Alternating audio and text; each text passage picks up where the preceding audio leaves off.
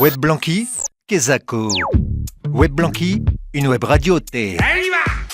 Bonjour à tous et à toutes et bienvenue dans notre seconde émission de la Web Blanqui. Aujourd'hui, nous recevons 4 invités qui ont rejoint notre établissement cette année et qui ont accepté de participer à cette émission. Madame Lamotte, professeure d'éducation musicale, Madame Renard, professeure de SVT, Madame Sartran, CPE et Monsieur Lassalle, professeur d'histoire-géographie. Ce sera l'occasion de mieux les connaître à la fois sur le plan professionnel et personnel. Alors installez-vous confortablement, on commence tout de suite avec Louise, Lola, Chloé qui vont avoir le plaisir d'interroger Madame Lamotte. Bonjour. Bonjour. Donc, qu'est-ce qui vous a donné envie de devenir professeur de musique ? Alors, professeur, c'est arrivé un petit peu tard, je pense, quand j'étais étudiante. La musique, j'ai toujours su que ça serait dans ma vie et sûrement mon métier depuis toute petite. C'était comme ça, je voulais faire de la musique et je voulais étudier la musique. Et ensuite, pendant mes études, j'ai décidé de devenir professeur parce que j'ai eu l'occasion de donner des cours et je me suis rendu compte que je voulais transmettre tout ce que j'avais appris et vécu depuis que j'étais enfant. Est-ce que vous avez un instrument de prédilection ? J'en ai 2. J'ai étudié la clarinette à votre âge, quand j'étais enfant, quand j'étais étudiante. Et j'ai étudié ensuite le chant lyrique. Quel style de musique aimez-vous particulièrement écouter ou enseigner ? Enseigner tout, parce que je suis curieuse et j'aime transmettre cette curiosité aux élèves. Écouter, j'écoute un petit peu de tout. Après, j'ai une préférence pour les musiques d'orchestre, de fanfare et pour le jazz. Avez-vous un souvenir marquant d'un concert ou d'un projet musical ? Alors, j'ai beaucoup de souvenirs marquants. Le dernier, c'était d'avoir eu la grande chance de voir un opéra à Paris, à l'Opéra Bastille. Et c'était vraiment une expérience formidable.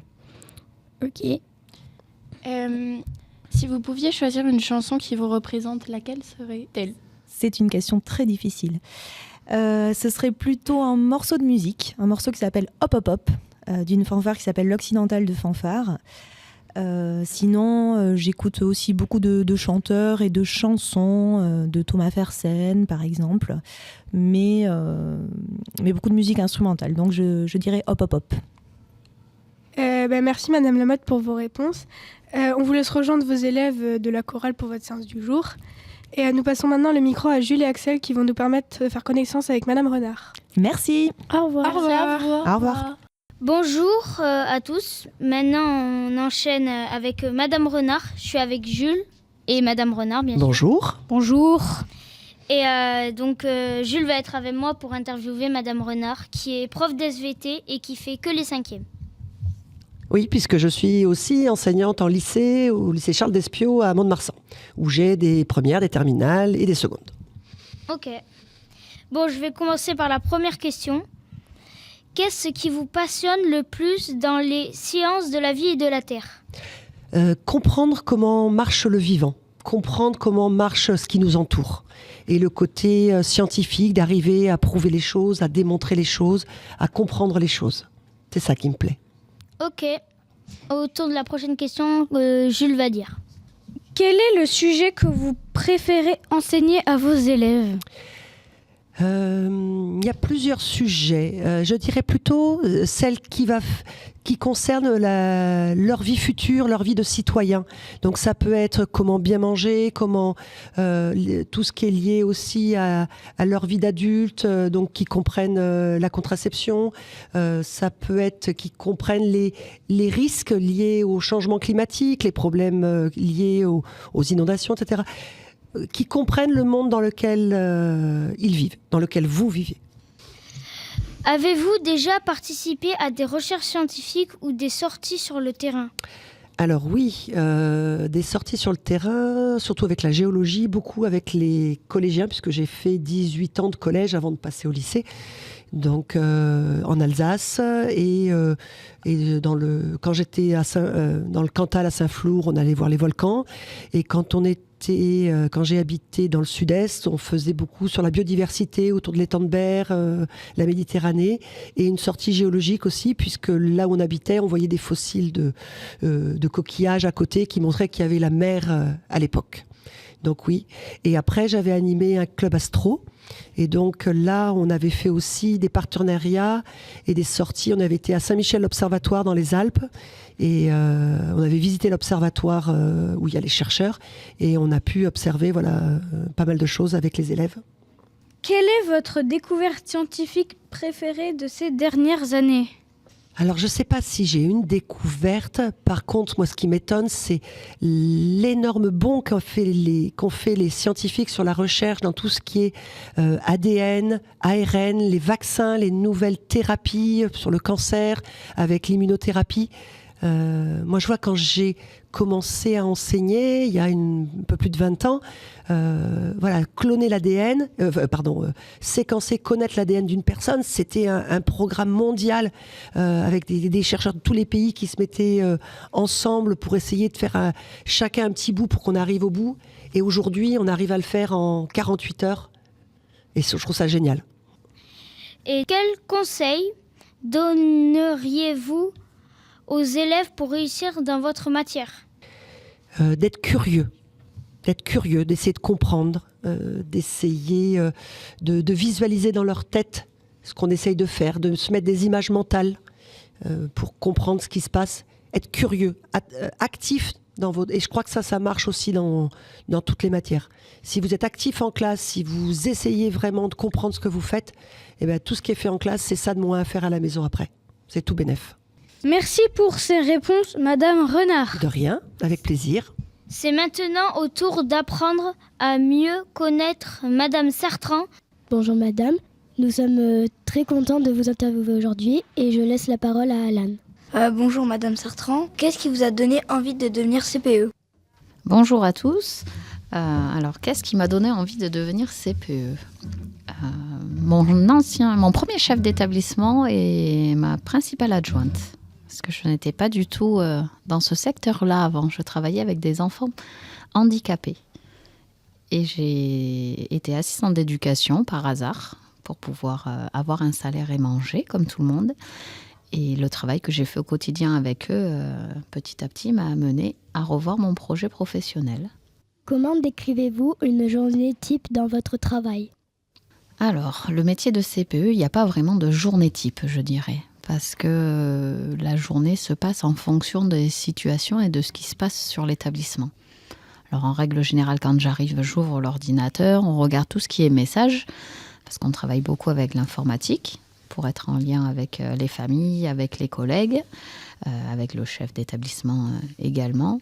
Et après, la journée s'enchaîne au fur et à mesure, je dirais, des histoires, des problématiques qui arrivent.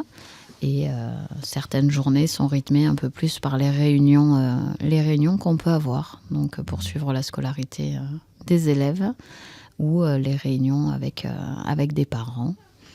Mais on n'a pas vraiment un cadre fixe. Qu'est-ce qui vous plaît le plus dans le contact avec les élèves ? Alors, ce qui me plaît le plus, ça va être tous les échanges que je peux avoir avec les élèves, avec vous. Échanger sur des sujets de votre choix, mais aussi reprendre des problématiques, vous accompagner à réfléchir sur les situations que vous avez vécues, qu'elles soient positives ou négatives pour vous. Et vous faire réfléchir, vous faire grandir. Je dirais que c'est ce qui me plaît le plus. Quel conseil donnerez-vous à un élève pour bien réussir sa scolarité ?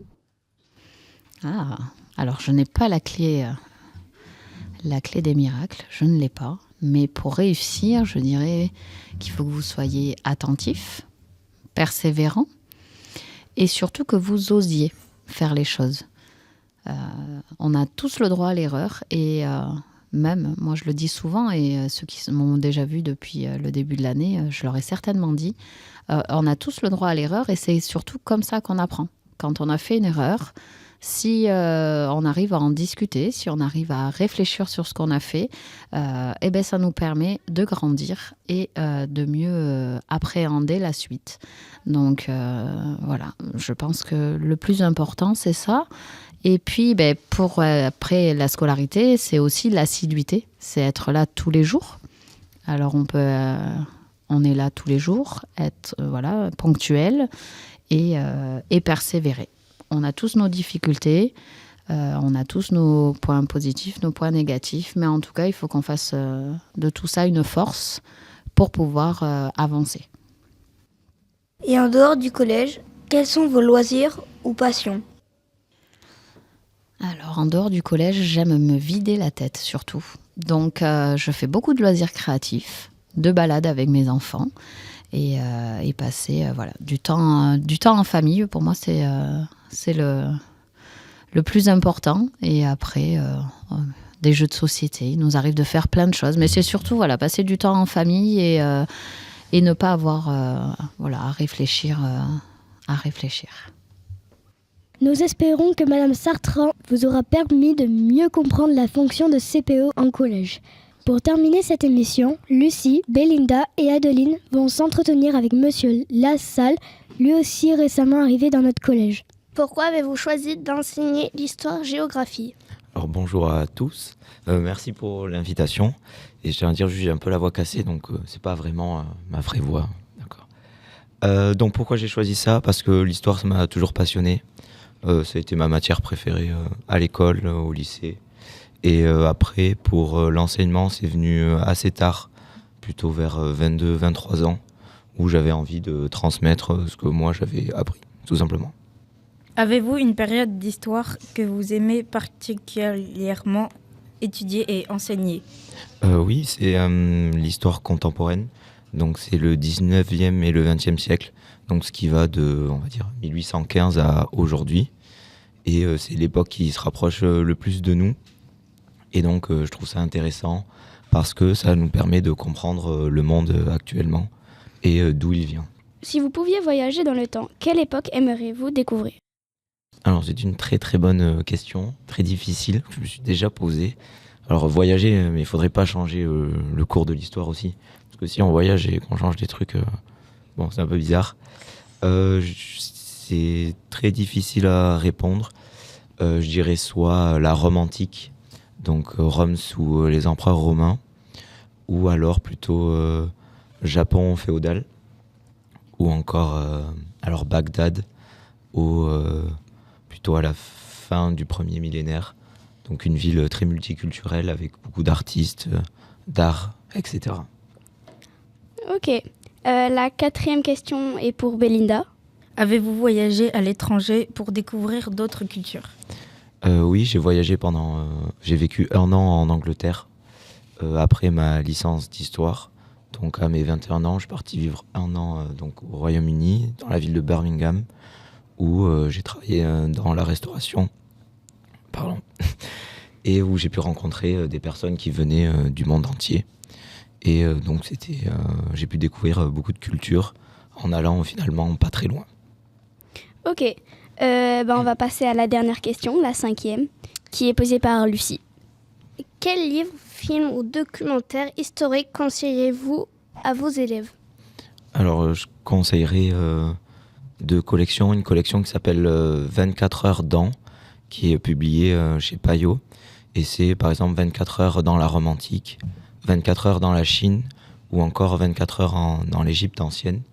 Donc en fait, ce sont des romans qui sont à moitié romans et à moitié historiques, ce qui permet en fait d'apprendre facilement tout en lisant un roman parce que parfois, les livres d'histoire, ça peut être un peu ennuyeux.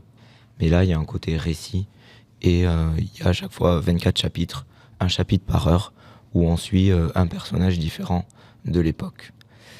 Et je conseillerais aussi l'histoire de France dessinée, qui sont des BD sur l'histoire de France, réalisés par des historiens qui sont spécialistes de leur période et qui rendent accessible l'histoire de France à travers le dessin. Merci beaucoup pour ces conseils, Monsieur Lassalle. Nous avons été ravis de pouvoir échanger avec vous. Merci à vous pour l'invitation.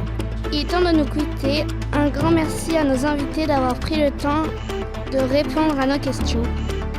Nous sommes ravis de vous compter parmi nous au collège cette année. Et merci à vous, chers auditeurs, de nous avoir suivis. On se retrouve très vite pour une nouvelle émission de la web radio du collège Pierre Blanqui. À bientôt. Web Blanqui, la radio qui nous unit.